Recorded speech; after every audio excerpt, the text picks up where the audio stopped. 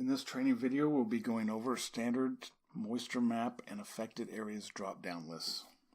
Okay, say if you're inside of a project and you're on the moisture map, and you're selecting what structures from the structure drop-down list and materials that the structure is made from, you have these drop-down lists. I'm going to show you where you can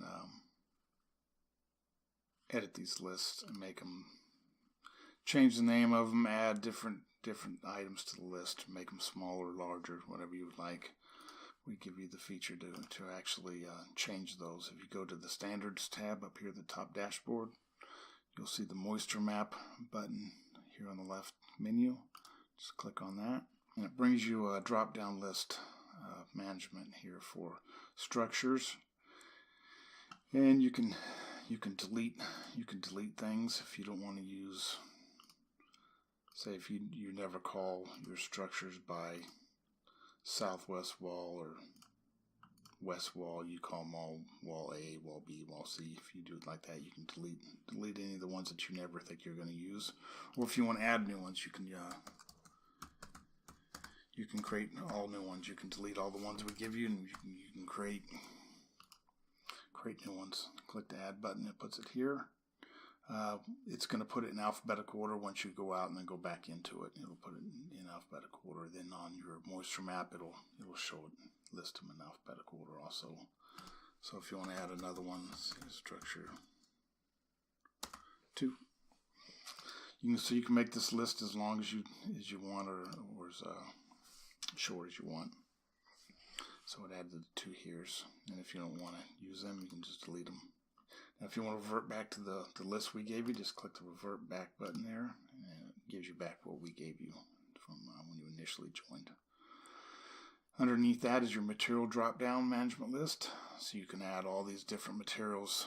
We give you 24 of them, but we know there's different materials throughout the country in different places, and so you can add the different materials as you like, or just like the structures, you can make this as short as you want. You can customize it, add new ones. Test material 1, and you can add that. Test material 2, you can add that one. You can delete them, or you can revert back to the list we gave you. Start all over. So that's your moisture map drop-down list that you can change, add in your standards.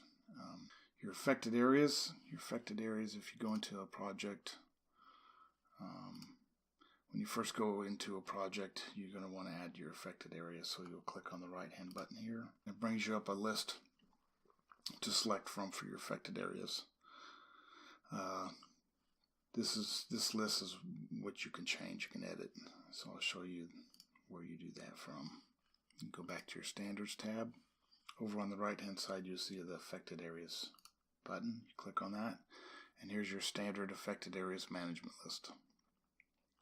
Now these standard drop down lists, you're probably never going to change them except for when you first subscribe, just like your forms. But just like your moisture map items, you can delete as many as you want. The ones you don't think you'll ever see in any of the projects, like a sunroom. Maybe you'll never see a sunroom. This test, take that out. Wine cellars, if you don't see that, or you can add them. You can add a